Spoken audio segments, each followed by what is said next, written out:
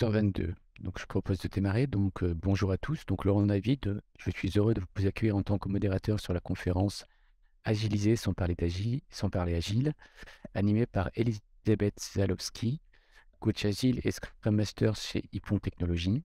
Cette session sera enregistrée dans son intégralité, incluant vos questions ainsi que leurs réponses. Vos micros seront coupés durant la présentation. Pour poser vos questions, merci d'utiliser le bouton Q&A, la petite fenêtre questions et réponses de l'outil. Donc, nous aurons une présentation d'environ 45 minutes avec une petite introduction Kahoot, suivie donc d'une session de réponse aux questions. Donc, je répondrai les principales questions à l'oral. Donc, n'hésitez pas tout au long de la présentation de poser les questions. Je les répondrai dans un second temps. Donc, maintenant, je laisse la parole à Elisabeth pour démarrer sa présentation. Merci beaucoup Laurent, merci à tous d'être là. Donc, Agiliser sans parler agile. Tout d'abord, merci à nos sponsors, évidemment, merci à PMI de faire cette journée de conférence en ligne, super pratique, super sympa pour pouvoir toucher beaucoup de monde sur toute la France, au final, même plus, parce qu'on a un ami du Pérou que je vois dans la discussion du webinaire. Alors, moi, je suis Elisabeth. Depuis 2013, au final, ma progression, c'était notamment dans l'industrie. Donc, j'ai vraiment beaucoup travaillé dans l'industrie en étant un ingénieur méthode. Mais j'ai pas fait que ça. J'ai fait aussi de l'amélioration continue, du change management dans le lean, entre autres, etc. Et comme l'agilité transperce les murs de l'industrie depuis pas mal d'années, et qu'elle est très très cousine du lean management et du change management, je l'ai découvert ainsi.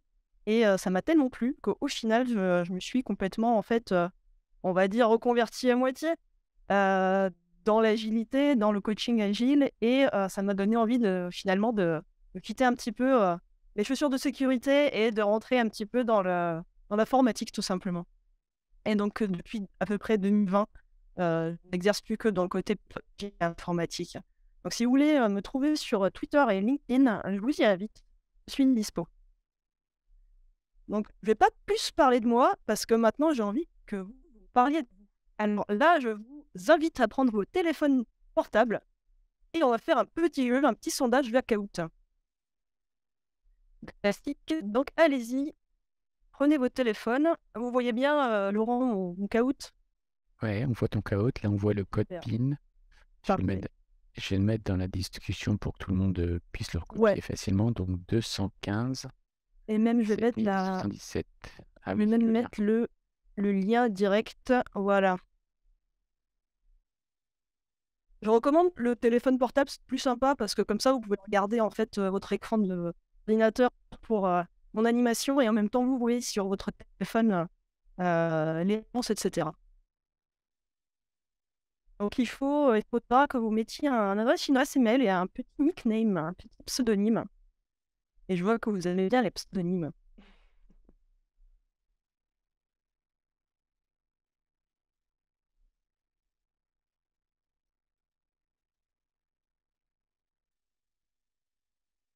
Il y a quelqu'un qui est cool avec nous. Ça, c'est vraiment cool. Steph, Mylène, Lo, Val, Dom, Hello, Jo, Steph de Prague, j'imagine. Peterson, Ila, Eliana, Andy. On a RMRF slash.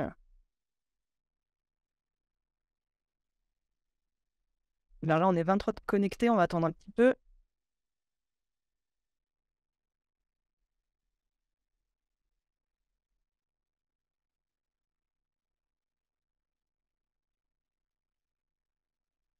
Agilex, le flex de la ville. Alors, j'espère que vous connaissez déjà Out, mais normalement, c'est assez intuitif, assez facile. Si vous ne connaissez pas, c'est l'occasion d'essayer. Ok.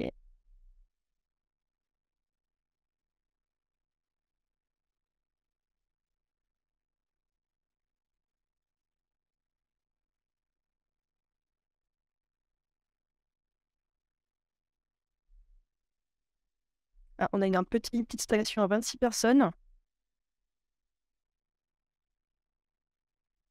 Allez, au 30e, on démarre. Allez, en 30e au dénard. 27. Je vous renvoie le lien dans le chat, le lien de ce petit sondage.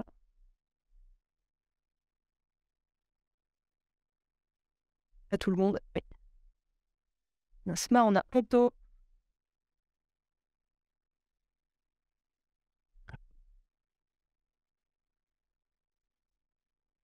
Allez, encore 2 motivés. Et on est parti. 29, ouais, merci.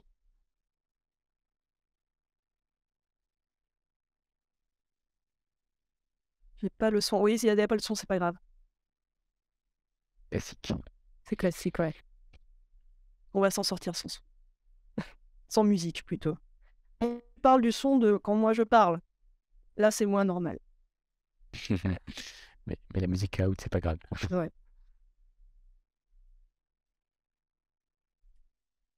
Ok, une 30e personne. Et voilà. Non. C'est parti. Simon, t'es arrivé. C'est le 30e, non? Alors, j'ai cru, mais je pense qu'il a juste mis à jour les pseudos. On a encore 29 personnes en bas. Après, on peut commencer à 29 personnes. Hein. Ouais. Ok. Allez, démarre. Merci aux petits courageux.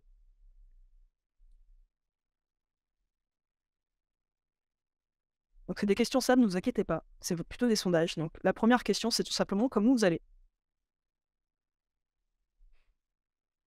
Je suis très intéressée à savoir comment vous allez à chaque début de conférence. Alors, 25 réponses. Eh, parfait, vous répondez bien. Encore 2.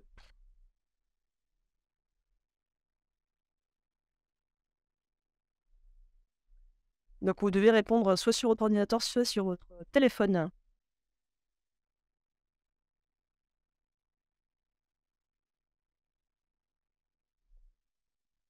Et la 29e personne, elle se cherche peut-être. Ah, personne va mal. 4, ça va. 12 plutôt bien. Et 13 au top. Ça, c'est super bien. Donc, ça sentira un peu votre énergie. Maintenant, deuxième question, c'est du coup, pourquoi ça va bien? Vous avez un petit nuage de mots, donc vous pouvez mettre quelques mots qui décrivent votre état d'âme, là. Pourquoi vous allez bien. C'est super intéressant quand des gens disent bof, ils se confient, et c'est génial.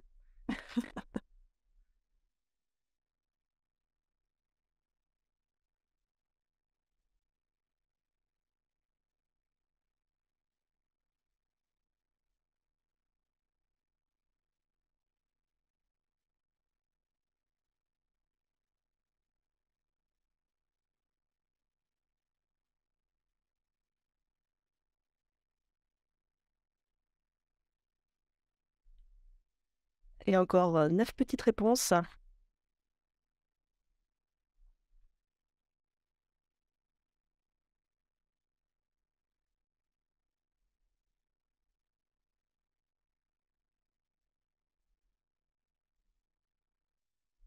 Ah, le temps est passé. On a le timing qui est passé. Alors, enfin, bientôt AGFR 23. Content d'être là, bien occupé, intéressant jusqu'ici.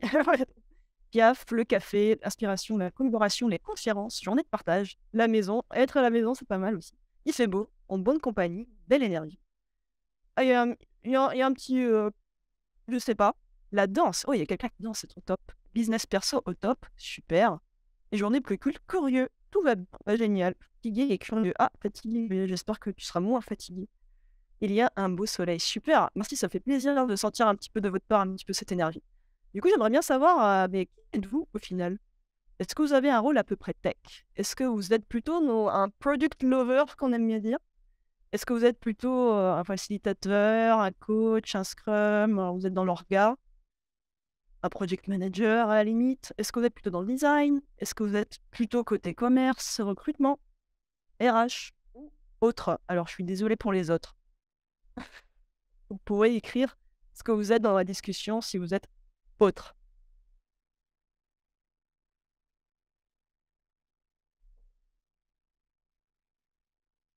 Il y a une petite idée du profil qui est le plus représenté ici, mais quand même, on peut être surpris.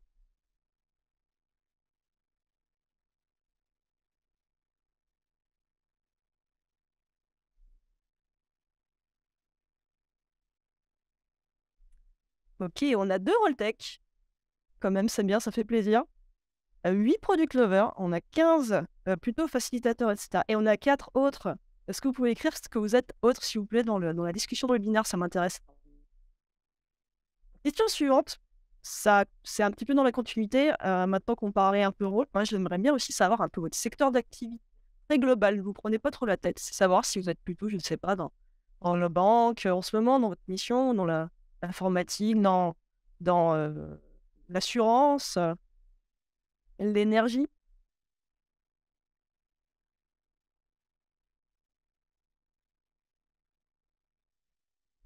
J'ai répondu PO, mais en fait, j'aurais dû répondre autre. Chef de projet m'empêche de faire de l'agilité au travail. Super.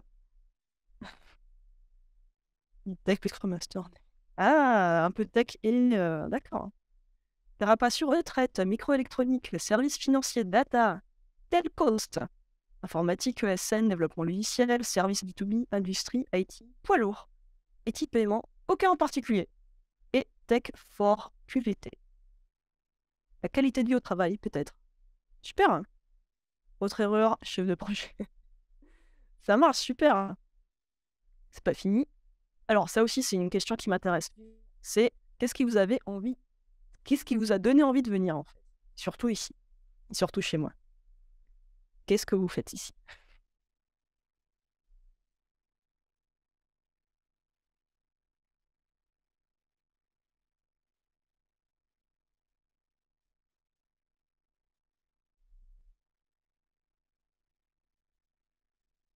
Laurent, juste pour me mettre bien pendant que les gens répondent, les questions-réponses devraient commencer pile poil à midi 5, c'est ça? C'est ça, ouais. Ça marche. Restera 15 minutes. Mhm. Question-réponse.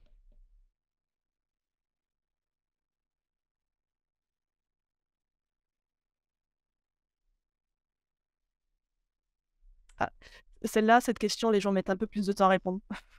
Tu mets une phrase, il te demande le mot après. Donc, faut pas mettre une phrase trop longue. Vous ne serez pas noté à la fin, hein, je vous rassure.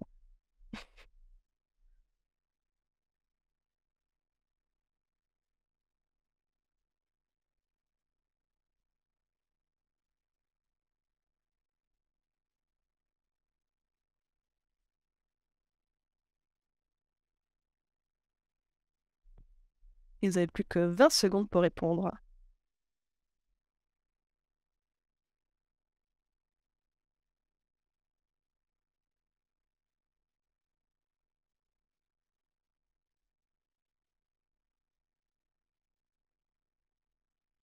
Et plus que 10 secondes pour répondre.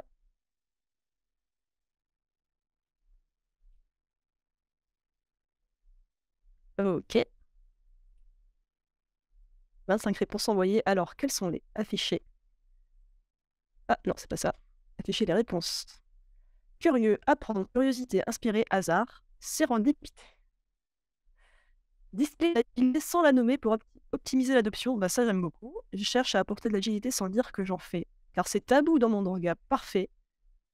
Comment faire entrer l'agilité dans les organisations qui n'ont pas cette culture? Méthode plus adaptée au travail de tous les jours, plus accessible aux néophytes, tout à fait. J'aime l'idée d'aller dans une direction tout en changeant la façon d'en parler pour être plus pertinent et plus audible. Génial. Des fois, ça fait peur, exactement. L'approche sans en parler m'intéresse. Découvrir comment éviter le wording parfait.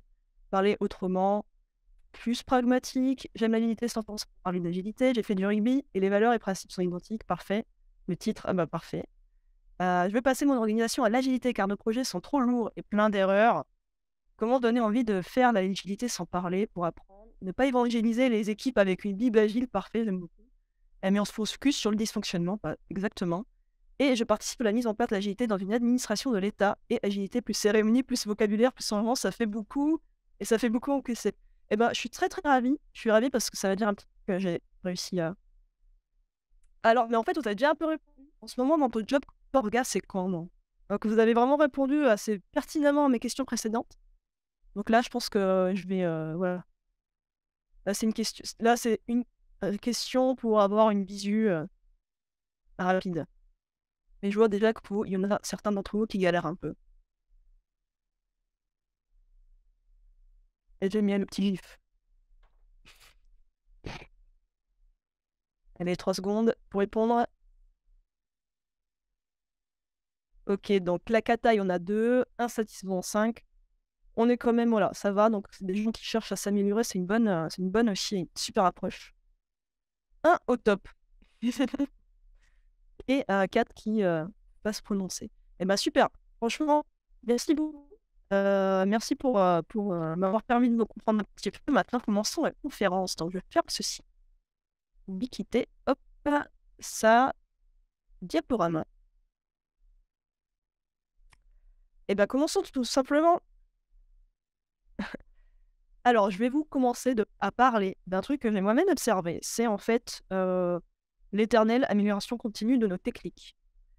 On va parler un petit peu histoire, parce que qu'est-ce que ça veut dire? En fait, depuis la révolution industrielle, au final, européenne, on a eu plusieurs chamboulements, procédés de production. On a eu une révolution mécanique. On a pu, en fait, industrialiser de la production, tout simplement. On a l'électrique qui est venu perturber positivement tout ça, et standardisant un petit peu, en accélérant les choses, donc en augmentant encore plus une productivité, apporter, comme je viens de dire, la standardisation électronique, qui n'est pas tout à fait la même chose, qui nous permet ensuite de faire des automates programmables. Ça veut dire qu'on peut en fait automatiser des postes tout en gardant cette standardisation et cette accélération. Et aujourd'hui, depuis un certain temps déjà, on est dans l'explosion de l'industrie 4.0, où on a une hyperconnectivité, hyper-automatisation. En fait, on cherche l'optimisation, l'automatisation avec énormément de technicité et de méthodes et de procédés industriels. Il n'y a pas que notre technique qui change, on a aussi tout ce qui est externe, c'est-à-dire on a une demande client grandissante, changeante. On a des options, on a des réglementations, on a de la sécurité. Par exemple, dans l'automobile, à force de faire quelques accidents, on commence à avoir beaucoup plus de contraintes aujourd'hui qu'à l'époque pour faire des voitures. Il y a une phrase que j'aime bien rappeler, celle de Henry Ford. C'est que la Ford T, en fait, les clients peuvent choisir n'importe quoi, ce qu'ils veulent, en termes de couleur, tant que c'est le noir. Forcément, qu'est-ce que ça veut dire, en fait?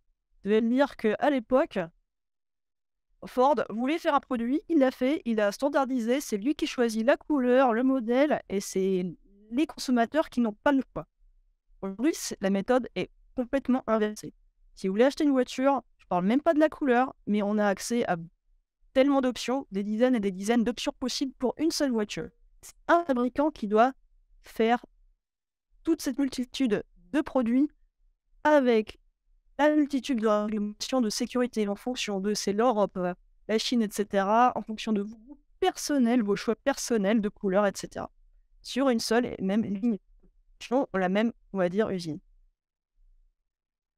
Donc, nos moyens techniques changent, la demande externe change, les contraintes changent, automatiquement, notre façon de s'organiser autour change également. Ici, je ne vais pas relire l'ensemble de cette image, et prenons par exemple juste la première ligne de qu'est-ce qui est important. À l'époque, c'était vraiment focus sur l'entreprise. Ford, il faisait ce qu'il voulait. Et c'est les consommateurs qui n'avaient pas le choix vraiment. Ensuite, on s'est dit que, ouais, quand même, ce serait mieux de gagner plus d'argent, d'industrialiser encore plus. Et on a compris que c'est en travaillant sur le process en se concentrant sur le process qu'on allait y arriver. Donc, on a changé notre organisation pour se tourner vers l'amélioration du process. Ensuite, on s'est vu qu'au final, on a des concurrents et qu'on ne perd pas un petit peu d'argent si ce qu'on fait ne plaît pas aux gens. Donc, on a commencé à se tourner vers, justement, le consommateur, le consommateur est roi, le client est roi, etc. Et les gens. On s'intéresse aux gens pour rester compétitif. Aujourd'hui encore plus, on se rend compte qu'il ne suffit pas de s'intéresser aux gens. Le monde devient tellement complexe qu'il faut vraiment faire attention aux communautés, à la fois internes à l'entreprise, mais aussi externes, c'est-à-dire les clients et les marchés. Donc tout ça change vite. Et depuis Ford, on s'est rendu compte de quelques trucs dans la gestion de projets, dans notre façon de faire quoi que ce soit. On aimerait que le client sache ce qu'il veut, mais on se rend compte que ce soit le client consommateur ou le client business to business, qu'au final, il ne sait pas vraiment ce qu'il veut.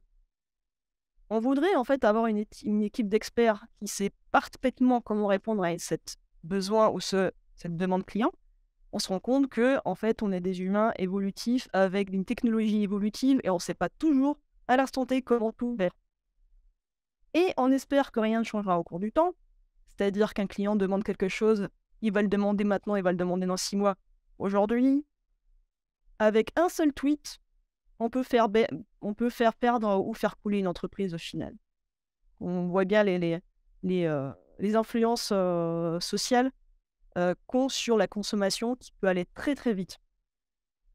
Donc au final, il faut vivre avec un client ou des utilisateurs qui découvrent ce qu'ils veulent au cours du temps, des membres de l'équipe, des experts qui découvrent comment faire, et au final, les objectifs réels et impactants qui changent aussi. En d'autres termes, il faut se transformer en permanence pour rester compétitif. Alors comment on fait? On a l'agilité, ce fameux mot agilité, qui nous donne beaucoup de mots-clés. On entend l'agilité, time to market, on réduit, on va plus vite, design, on est centré utilisateur. On a beaucoup de mots-clés qui sont très très jolis.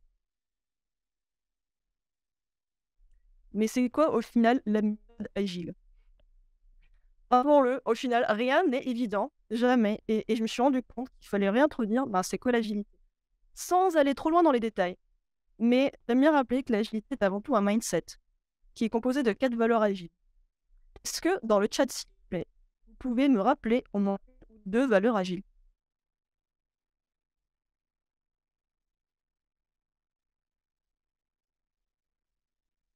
Transparence.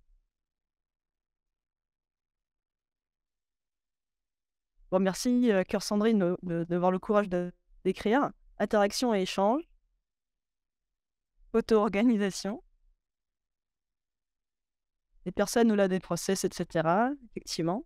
On va privilégier les interactions entre les gens par rapport au process, l'adaptation au changement. Collaboration over contract, voilà. On va privilégier la collaboration plutôt que la négociation contractuelle. Collab, changement, solution, paix, centré sur le produit, itération. En fait, c'est rigolo, hein, mais les 4 valeurs telles qu'elles sont définies, souvent on les oublie un petit peu. Voilà, un logiciel qui fonctionne et qui répond aux attentes. C'est-à-dire, on va privilégier un logiciel qui fonctionne par rapport à une documentation exhaustive, etc. Donc, il y a vraiment ces 4 piliers. De ces 4 piliers découlent 12 principes qui ressemblent énormément aux piliers. C'est juste un petit peu plus touffu par rapport à surtout de l'informatique, il faut le dire. Donc, par exemple, un logiciel qui fonctionne, qui répond aux attentes. Donc ça, c'est des principes, c'est-à-dire c'est une vision. Ce n'est pas des méthodes, des process ou des pratiques. C'est vraiment une vision et des valeurs. Mais de ces valeurs découlent des pratiques. Est-ce que quelqu'un me donner un exemple de pratique? Très simple.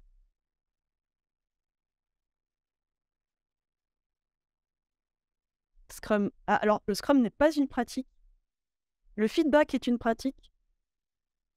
La sprint review est une pratique, voilà. Une rétro, voilà, c'est ça, une démo ou par exemple un daily, c'est une pratique. Et en fait, j'aime bien cette image avec plein de petits points rouges comme ça. C'est voilà, un daily stand-up, c'est une petite pratique, etc. Et du coup, Scrum, lui, ce qu'il fait, tout comme Safe ou tout comme un Kanban, il va enchaîner un ensemble de pratiques, il va donner du sens à l'enchaînement de ces pratiques. Et il va créer un framework, un cadre de travail. Donc, important de se rappeler que l'agilité, c'est des valeurs. On a des cadres de travail qui s'inspirent de ces valeurs, qui prennent quelques bonnes pratiques et les lient ensemble et donnent du sens à leur liaison. Alors, l'agilité est une réponse à tout. Lien, vidéo, je vais vous l'envoyer en fait dans le chat et je vais vous demander s'il vous plaît de juste la terminer à 1 minute et 24 secondes. Parce qu'après, c'est pas du tout le sujet. Et en fait, je vais un petit peu le lire ici pour voir un peu le temps qui passe. Donc, je pense que vous n'allez pas entendre en fait le son. N'est-ce pas, Laurent? On avait testé, vous n'allez pas entendre le son de ma vidéo, donc je vais la jouer sans le son et vous inviter surtout arrêtez à 1 minute 24 parce qu'après ça passe complètement sur un autre sujet.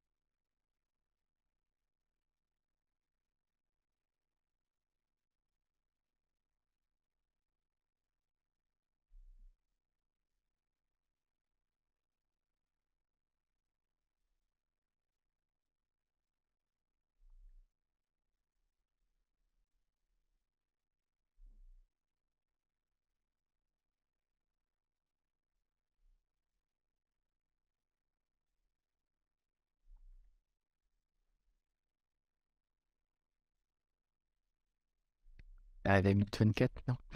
Voilà, 1 minute 24 terminé, on revient sur ici. Est-ce que quelqu'un peut me raconter ce qu'il a vu dans cette vidéo? Rapidement. Dans le chat, évidemment.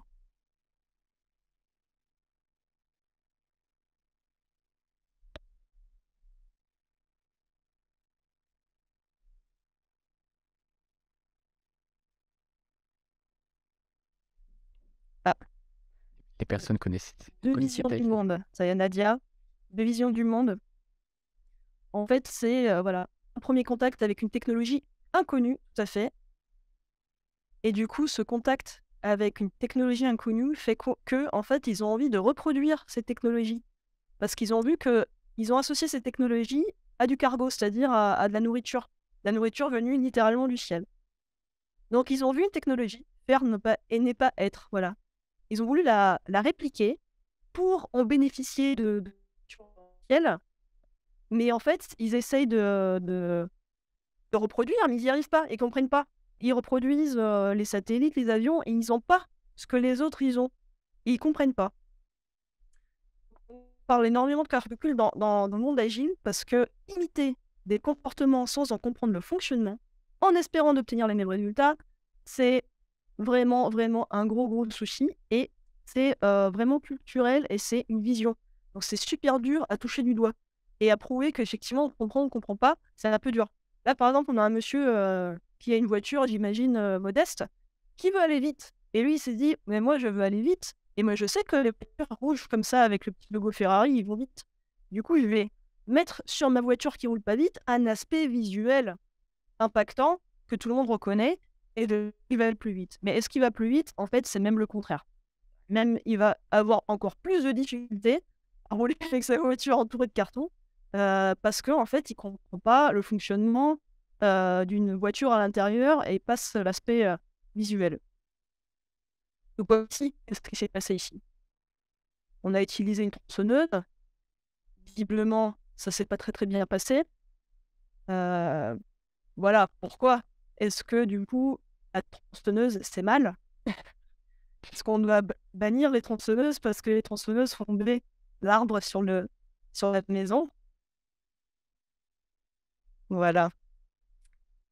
Alors, Lean Management, le Lean, en fait, il a intégré l'Europe, issu du Japon, même avant, je peux dire de façon statistique, dans l'industrie de l'entreprise française en général, il y avait les mêmes problèmes. C'est-à-dire que le Lean Management, c'est 80% une posture. C'est que les Japonais, ils ont une grande culture imprégnée leur société. On a une culture complètement différente. Et nous, ce qu'on a vu, c'est des aspects tellement repérables, comme par exemple le 5S, c'est-à-dire par exemple le rangement industriel méthodologique. Et du coup, en fait, par exemple, j'ai vu ce 5S déjà avec ce cargo cul, disant on va faire des trucs.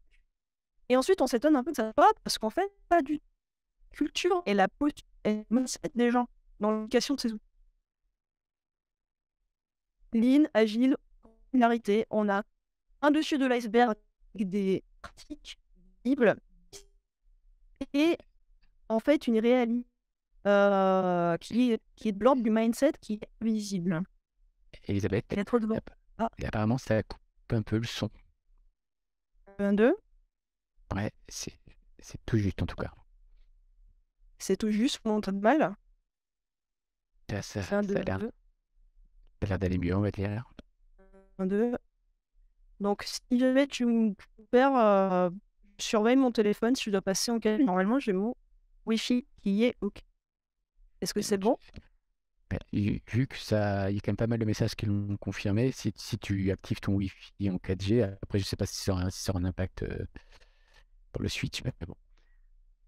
Ouais, alors, soit je peux le faire maintenant et il y aura une petite coupure et je reviens, si c'est toujours haché. Ou pour couper la caméra, je peux peut-être couper la caméra. Ouais, peut-être, c'est une action qui coûte pas cher. Alors 1, 2, 1, 2. C'est bon, C'est vas-y, bon? continue. Super. Ouais, OK, merci beaucoup. Donc je disais, entre le lean et l'agile, on a des aspects visuels, visibles, comme les pratiques, les artefacts, le backlog, alors que derrière, on a 80% de la réussite qui est en fait dans la posture, le mindset et les valeurs. Ce que je dis depuis tout à l'heure, c'est qu'on a un héritage culturel qui est important et imiter des comportements sans en comprendre le fonctionnement, qui est important aussi et qui va créer une source principale de blocage sur plusieurs aspects en fait, pas que dans une transfo, mais aussi dans... j'étais là, toujours là Laurent? oui, toujours là. C'est moi. Mais aussi tout simplement dans la réaction à nos problèmes et à nos challenges en tant qu'entreprise. La culture, elle se révèle comment? C'est très très simple, vous l'avez tous connu. On arrive dans un milieu et on entend des phrases de ce type. Oui, en fait, nous on était super agiles. On était 20 au délit. Mais ça marchait pas bien, du coup on a arrêté l'agilité. Quoi? Des sprints? Mais on est déjà surmené, on travaille beaucoup trop, on va quand même pas encore se mettre sprinter. Ouais, l'agile, ça marche pas. Moi, j'ai un ami, il a eu ça, ça marche pas, je sais. Ou aussi, petite variante hors IT, hors informatique, c'est ouais, mais nous, on fait pas des logiciels, donc on n'est vraiment pas concerné. Donc, on voit encore un petit iceberg, j'adore les icebergs. En fait, nos process, nos méthodes, elles prennent vraiment racine dans nos croyances. En fait. C'est les comportements, les croyances. C'est ça aussi une culture. Voilà, donc, et même le comportement lui-même, c'est un comportement visible et derrière, on a de l'émotionnel, de l'incertitude, des besoins, des pensées. C'est-à-dire que, mais en fait, cette agilité, là, machin, en fait, est-ce que ça va me donner... qu'est-ce que ça va me donner, en fait? Est-ce que je vais être avantagé? Est-ce que ce serait pas avantageux pour moi, etc. Pour résumer, on est dans un monde complexe, il faut se transformer, il faut changer la culture et il faut modifier les comportements. Mais alors, qu'est-ce qu'on fait pour changer le comportement d'une équipe, d'une vision, d'une entreprise entière? Eh ben, en fait, c'est pas si compliqué que ça et très compliqué en même temps. On peut pas vraiment changer les croyances des gens, mais ce que moi je préconise, c'est de donner, on va dire, un cadre un cadre et des outils et un bon mindset, une sécurité pour les aider à se transformer en eux-mêmes. Alors, comment faire? Ça, c'est la slide pour moi qui est l'une des plus importantes. Ce que je préconise, c'est en fait aider à centrer le réel problème. Parce que être agile, ne pas être agile plutôt pour moi, n'est pas un problème d'une entreprise. Leur réel problème, c'est peut-être un tête de market, peut-être un chiffre d'affaires, peut-être un turnover, vraiment du pragmatique qui fait vivre l'entreprise. Donc ensuite, ne pas oublier de creuser les causes racines avant d'aller dans la solution. Pourquoi est-ce qu'il y a un problème de time to market? Pourquoi est-ce qu'il y a des problèmes de turnover? Est-ce que c'est la communication? Est-ce que c'est des difficultés à décider, etc. Ensuite, rentrer directement dans la valeur agile en donnant au plus vite de l'autonomie et de la responsabilité aux équipes. C'est-à-dire que c'est les équipes qui vont elles-mêmes chercher c'est quoi le problème, c'est quoi les causes racines et comment elles vont faire pour y arriver, et leur donner l'espace pour itérer, inspecter et corriger. Et là, ce que je voudrais faire, donc pour les 10 minutes qui restent, c'est en fait donner un exemple de transformation sur laquelle j'ai pu travailler dans une entreprise industrielle pharmaceutique, dans un contexte qui est plutôt contexte 2020. Bon, un contexte tendu, un problème imminent, urgent, pour lequel on a besoin d'un vaccin. Alors, je ne sais pas si vous savez combien de temps on met pour créer une usine de vaccins. Je ne sais pas si vous pouvez deviner dans le chat. Et je vais vous le dire parce qu'il reste pas beaucoup de temps. Créer une usine, c'est à peu près 10 ans. Voilà, vas-y, à la réactive. C'est 10 ans. On est à peu près sur 10 ans de planning. Donc, vous voyez bien qu'en 2020, on n'a pas 10 ans à attendre, ni 4 ans d'ailleurs. Et en plus, on a un contexte, des contraintes techniques, réglementaires qui sont juste absolument énormes. Donc, on ne peut pas rusher et faire ça n'importe comment. Donc, et là, en portant à l'extérieur, on a une réalité physique qui est complètement haute. C'est une réalité qui demande en fait une adaptation super rapide. Donc, comment on fait? Et en fait, ce client-là, il s'est rendu compte que, bon, il ne va pas pouvoir rogner sur tous les délais. Et par contre, dans l'approche de ce problème, il y a un truc qu'il faut modifier. Parce que créer des usines, il sait faire, mais créer des usines différemment, avec un aspect différent et un peu plus time to market, il a compris qu'il fallait changer de culture. Donc, le besoin, c'était de déployer une philosophie pour faire croître une adaptivité, pour sortir des réflexes habituels, anciens, tout en gardant une prédictivité quand même sur le contrôle sur des sujets critiques. En d'autres termes, il a compris qu'il faut transformer son orga pour rester compétitif, en faisant un changement de mindset. Alors là aussi, j'adore montrer ces 4 images pour mieux comprendre en fait le contexte et mieux comprendre le client. Quelle est la différence entre ces 4 images? Très rapidement dans le chat.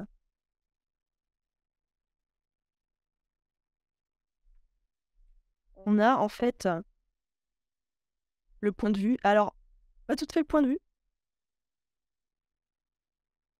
On a en fait 4 situations, mais complètement différentes. On est un peu dans le complexe versus compliqué, ouais. On a faire un gâteau, on a faire un bateau, on a faire un overboard et faire un... Enfin, on n'a pas faire, mais une maison qui brûle. Donc, il nous reste... ouais, je vais reprendre 10 minutes pour terminer. C'est-à-dire que pour répondre à la situation d'une maison qui brûle, vous allez vous y prendre de la façon. Est-ce que vous allez prendre le planning alors que votre maison brûle, vous prenez vos jambes à vos coups et vous coupez. Vous construisez un dos contre. Est-ce qu'on m'entend bien? Oui, on t'entend, ça hache un tout petit peu, mais ça va. Ça marche. Par contre, un dos, là, vous avez un petit peu à prendre en avance pour avoir un moule en métal de 3 tonnes en Chine. Mal d'attente, il y a pas de préparation. Il faut aussi plein avec un bon petit planning. Par contre, pour faire l'overboard, quelque chose que vous faites et que personne n'a jamais fait. Vous allez faire, c'est tester et voir si ça marche par itération et tester des hypothèses. Pour faire le gâteau, vous faire toutes les techniques que vous voulez. Vous pouvez faire un Kanban, un planning, un agile, un scrum, ça va marcher. Vous pouvez aussi, et même de rien faire. Donc cette entreprise-là a un héritage dans le compliqué, énorme. On a une production, ils ont compris qu'ils doivent piger vers un complexe en itérant et en testant des choses nouvelles. Et la situation réelle, beaucoup d'entreprises, c'est qu'ils étaient dans une tyrannie d'urgence sans même le savoir ou on va dire, l'accepter. Donc les premiers pas, prendre la température à aider cibler les vrais problèmes. En fait, la première approche, c'est vraiment investiguer c'est quoi leurs vrais problèmes au-delà de leurs paroles. Et en fait, on découvre qu'il y a une forte complexité, qu'il y a de la surcharge, qu'il y a de la difficulté à travailler ensemble, etc. Ce que vous devez retenir ici, c'est vraiment aller au-delà de ce qu'on vous dit et pousser l'investigation sur qu'est-ce qui ne va pas et les causes racines. En parallèle, dans les premiers pas, il faut quand même aussi faire un peu de pédagogie. Dire que non, un sprint, c'est pas courir vite, n'y pensez pas pour l'instant. Attention, les feedbacks fréquents, c'est super pour réduire les risques. Attention, carque occulte, attention, on va pas s'attarder, on va pas parler trop d'outils, on va plutôt parler de ce que vous avez besoin et de ce que vous voulez faire en fait. La douche froide aussi. Non, l'agilité, ça va pas en fait compenser votre manque de ressources, votre manque de compétences, votre manque de budget. Vous voulez tout de suite, mais c'est pas ça l'agilité, donc vous allez vous calmer. Donc la douche froide, aussi, extrêmement important. Et d'ailleurs, vous voulez rappeler que, en fait, moi, je peux pas tout faire, je peux pas trouver toutes vos solutions. Et d'ailleurs, ce que je vais faire plutôt, c'est que je vais vous donner un cadre pour que nous puissions en parler et vous allez les trouver vous-même. Aussi, ce que j'adore faire, c'est oublier le mot agile. Tu veux dire ta proposition, elle n'est pas agile? Dis plutôt ta proposition, elle ne prend pas en compte X, Y. Notre planning, il n'est pas agile? Ne dis pas ça, dis que notre planning ne fonctionne qu'avec ces conditions-ci et ces conditions-là. J'ai énormément entendu cette phrase, on doit être agile face au changement. En fait, quand une personne dit ça, il veut changer tout de suite, sans trop réfléchir. Attention, ou il veut dire autre chose, mais faites-le parler. Faites dire, oublie le mot agile et remplace ce mot, qu'est-ce que tu veux vraiment dire derrière? Répondre à un premier problème. Là, en fait, l'idée, c'est de pas, déployer une agilité, sous toutes ses formes, dans son exhaustivité. C'est vraiment cibler le problème et le premier problème le plus impactant, le plus douloureux pour l'équipe, c'était, l'accord team de 10 personnes. On avait un projet de 100 personnes. Heu, besoin urgent d'alignement. Besoin urgent d'alignement et ben, on a fait pause, on va faire une rétro, faire une rétro, souvent vu l'usage. On va faire une rétro. Par exemple, toutes les 8 semaines, on va un peu inspiration PI planning, on va faire une rétro. On va se dire qu'est-ce qui marche pas. Et là, ils se sont dit: «Ah waouh, autant mais jamais posé et on s'est jamais rendu compte que ouais, il y a des trucs et peut-être qu'on fera autrement». Ensuite, on déroule le film. On va faire vraiment des lignes et pourquoi pas des lignes? On est un petit peu les inciter. Premier pas, faire une communication un peu plus fréquente par rapport à la référence existante. Et ils ont en fait aimé. C'est-à-dire que faire des rétros, faire un peu des week à améliorer la visibilité, un renforcement d'équipe, etc. Ils ont essayé et en fait, ils ont vu alors que c'est que 2 choses. Juste avec un rétro, on a en fait fait le travail habituel, on a fait une pause et aussi un planning, yes, un petit peu avant le question-réponse et on a fait ça à et en fait, à force de faire le pause et une replay, juste une rétro et en leur laissant en fait là pour discuter, en posant des questions parties fois, ils se sont rendus compte de quelque chose, c'est qu'ils se sont dit: «Mais en fait, on va peut-être arrêter de travailler en silo mét» et ça venait d'eux, avec un petit peu d'inspiration, un peu derrière à gauche, à droite et ce qui compte, c'est ça venait d'eux et qu'il faut aussi déléguer. Donc ils ont fait quoi? Ils ont dit: «On va s'organiser autrement, on va autour de fonctionnalités de notre usine». C'est incroyable parce que c'est vraiment grâce à cet espace, en leur laissant le temps, qu'ils ont eux-mêmes, trouvé, une solution à un besoin. Sans rendre compte, ils allaient vers, une autonomie alignée. Donc c'est ce qu'on veut et déjà c'est génial parce qu'en fait on utilise leurs ressources et du coup, pourquoi? Donc ils l'ont fait, parce qu'ils le voulaient, parce qu'il y avait un engagement, parce que ça venait d'eux-mêmes et au final après ils se sont rendus compte: «Ah ouais, mais en fait on a du mal à entre équipes, fonctionnelles, de voir comment on interagit dans nos tâches». Donc encore nouveau bénéfice, c'est qu'eux-mêmes, ils ont vu le problème et vu comment c'est et sans se rendre compte, ils ont commencé à faire un focus autour d'un produit. Donc après 1 an, à leur laisser cet espace, au final, ils ont complètement intégré ça et l'anecdote que je peux dire, c'est que quand je suis partie de cette mission, j'étais en train d'animer, en tout cas, j'étais déjà passée au stade où eux, ils animent eux-mêmes leur propre rétro, dans leur équipe et j'ai dit: «Bon, bah, voilà, dans 8 semaines, est-ce que vous allez faire une rétro ou pas? Moi, je serai pas là». Et ils me répondent en me disant: «Bah, bien sûr qu'on va la faire, pourquoi tu nous poses cette question?» Et là, j'avais compris que c'est bon, on a bien fait notre travail, moi-même et mes autres collègues, qui étaient aussi dans le coaching, où en fait, on a vraiment modifié une perception, une culture et un comportement qui font que, ils ont appris que, bah, en fait, se poser et se corriger et repartir vers une action, c'est vraiment utile. On a du coup réussi à motiver, à déléguer, à faire des transverses plutôt que avoir des silos. On a des rétros, super, récurrentes. On a une organisation plutôt autour du fonctionnel des produits plutôt qu'autour des tâches métiers et on a un coaching actif du management. On a augmenté aussi la culture de feedback qui était super, qui était douloureuse à l'époque et là, du coup, j'ai une photo avec des enfants qui jouent, c'est-à-dire que vraiment, c'est les enfants qui jouent eux-mêmes et qui font leur propre chemin grâce, on va dire, à quelques comportements juste impliqués, répétés dans le temps. Donc on n'a pas beaucoup parlé agile, ça a baissé significativement la résistance au changement Il y a que des actions qui ont fait sens pour eux et du coup qui ont pu consommer leur propre énergie.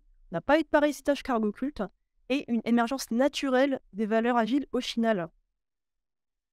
Le dernier slide, il est pour vous. C'est ce qui est à retenir. Si je devais résumer tout ce que je viens de dire en une slide, c'est ici, donc je ne vais pas la redire. Je vais plutôt aller sur les questions et réponses. Mimétisme, pouvez-vous... Ouais, je t'écoute, Laurent. Voilà, donc merci en tout cas Elisabeth pour ce retour d'expérience. Donc effectivement, la première question, c'est pourriez-vous nous préciser la nature du projet, source de votre REX? Je vais pas aller dans... Je veux pas citer en fait les clients. Je vais pas citer le client. Ok, bon, d'accord. Il faut souvent Donc, la l'accord nature pour le du projet, citer. on va dire, c'est construire une usine de production de vaccins. Ok. Donc, question suivante. Pour l'instant, on n'exauce pas. Juste moi, je vais la poser. Du coup, c'est Vas-y. ne pas parler d'agile, c'était un choix du client. Non, c'était mon choix, justement parce que quand je suis arrivée, il y avait tellement de mauvaises conceptions sur l'agilité, notamment le « Ah, sprinter, ça veut dire task force urgente ». Ils étaient persuadés et en fait, avant que j'arrive, il y avait le management qui avait commencé à, en fait, à dire aux gens: «Voilà, vous inquiétez pas, là, on est lent, mais on va aller très, très rapidement, on va aller vite grâce à l'agilité et on va faire le miracle pour aller vite».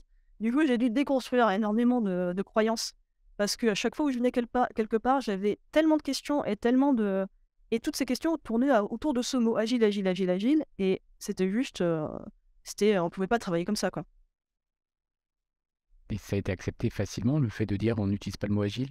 Ah bah, c'est les gens étaient ravis parce que du coup, ils pensaient déjà que dans un sens, on abandonnait un petit peu un projet de plus, enfin, dans un sens et dans l'autre sens, effectivement, ça va très vite. C'est-à-dire que, quelqu'un a dit le mot agile, j'ai dit: «Est-ce que tu peux me redire ta question, mais sans l'agilité, qu'est-ce que tu veux dire par là?»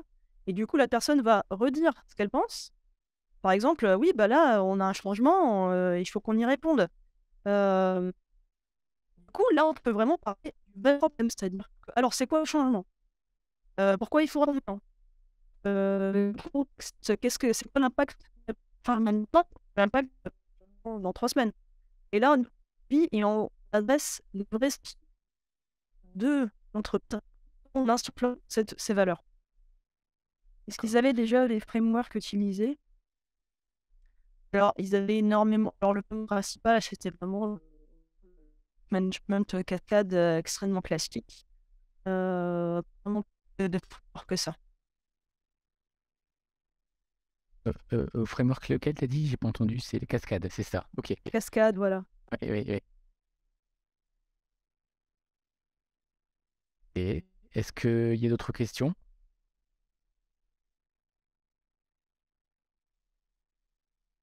Pelle du ventre peut-être a un impact. Donc, si pas d'autres questions, donc je vous ai mis dans la zone discussion. Ah, comment as-tu utilisé Cinéfine? Comment as-tu, en fait, je l'ai juste utilisé, dans cette présentation. Alors la plus importante du cinéfilm que j'ai utilisée pour le client, c'est de lui rappeler que il est dans une situation de tyrannie de l'urgence.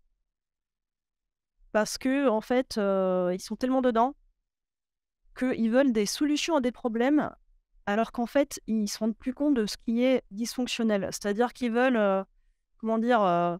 Faire des réparations sur de la réparation, sur de la réparation. Ils ont déjà oublié le problème de fond. Par exemple, la tyrannie de l'urgence, c'est, les gens sont débordés. Les gens sont débordés, ils ont plus le temps dans leur agenda et leur charge est beaucoup trop haute. À un moment donné, ça devient une tyrannie de l'urgence, ça devient le feu, on sauve les meubles et là, l'agilité, en fait, elle est pas là pour, comment dire? Si tu continues à mettre beaucoup, beaucoup trop de charges de travail à, 3 personnes, tu auras beau être agile, ça sera trop de travail pour 3 personnes. Euh, J'ai une autre question, merci. Comment vous les avez emmenés vers l'agilité par du jeu, par des formations? Alors, on a fait un kick-off avec une grande on va dire, formation/jeu. Ah, quand je dis jeu, c'est un petit peu une petite formation interactive avec, comme ici au final, par exemple le cinéphile pour, prendre du recul. Après ce que j'ai fait, c'est que toutes les semaines ou toutes les 2 semaines, je faisais une petite, formation express sur l'agilité. J'ai dû beaucoup négocier pour avoir plus de temps de formation pour tout le monde, mais j'avais un slot, en fait, dans l'agenda où tout le monde pouvait venir, et petit à petit, comme ça, en fait, pendant 1 heure, je, faisais quelque chose de léger sur l'agilité pour, désenclaver les croyances et donner envie. Donc plutôt des petites formations. Ok. Donc, il est indispensable de forcer la priorisation. Interrogation. Alors, je comprends pas trop la question. Parce que tout était urgent, donc il faut. Comment tu fais pour Mmh. passer de tout est urgent à je priorise, en fait? Je suppose que c'est ça. Ah oui, bah, en fait, pour ça alors la priorisation, c'est toujours assuré dans tous les missions que j'ai. À un moment donné, c'est pas il y a pas vraiment de grande méthode, hein. Moi, ma méthode en tant que facilitatrice, c'est, de créer une board Miro ou une page, PowerPoint, écrire une date, écrire une charge et dire comment vous allez faire pour tenir cette charge jusqu'à telle date. Et en fait, l'idée derrière, c'est de leur faire prendre conscience qu'il y a un problème et qu'on pourra pas tout faire. Et à un moment donné, priorisation se crée, quoi. Et toujours la rétro, c'est-à-dire toutes les 8 semaines, je disais: «Bon, il y a 8 semaines, vous vouliez prioriser, 25 éléments. Qu'est-ce que vous avez réussi vraiment à faire?» Ils se rendent compte, ils disent: «Ouais, OK, en fait, on se rend compte qu'on ne sait pas, prioriser, on ne sait pas se projeter». Bon, ça, c'est vraiment typique à beaucoup, beaucoup d'orgas, hein, c'est classique. Mais cette prise de conscience de: «OK, en fait, on a cru qu'on allait faire ça, on l'a pas fait, donc va falloir prendre une autre posture dans la priorisation à venir».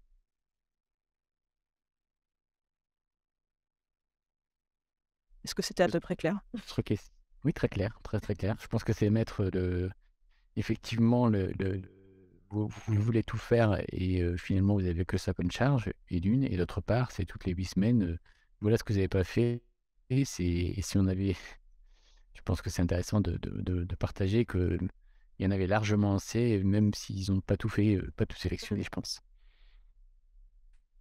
D'autres questions? Alors il y a une question de Hervé, je vois qu'il est le minimum requis pour faire de l'agilité sur un projet. Waouh! Formation des équipes, clé du projet, minimum requis.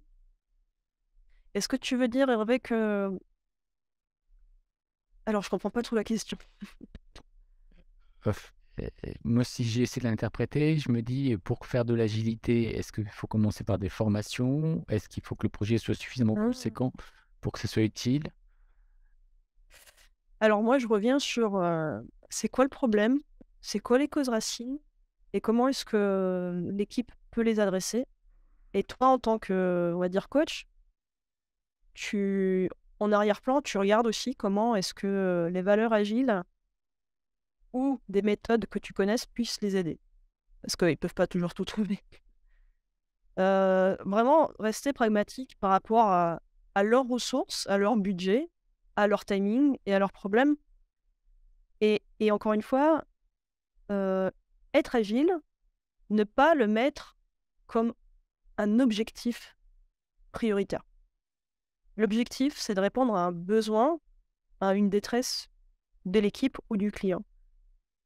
Une sorte, finalement d'outil, en fait. C'est, Voilà. parmi les outils, il y a l'agilité, ben, des outils agiles finalement et quel est le besoin de départ, quoi? C'est ça. C'est-à-dire que si votre objectif, c'est d'être agile, bah, vous allez mettre en place des actions pour être, entre guillemets, «agile», mais est-ce que Un cargo culte, l'entreprise se porte mieux après? Faire un beau attention cargo aux culte. objectifs, voilà, et à ce qu'on mesure. Par expérience, éviter d'aller dans les formations méthodes, vraiment faire adhérer par la pratique pour faire avancer. C'est le propos de Nadia. C'est ça, oui. C'est ça. En fait, les formations, c'est nécessaire un minimum, mais la pratique, c'est justement «Écoutez, on va faire une rétrospective pour voir comment ça s'est passé», et pas dire, voilà, pas dire qu'on va faire une rétro parce que c'est agile et on tombe dans la pratique.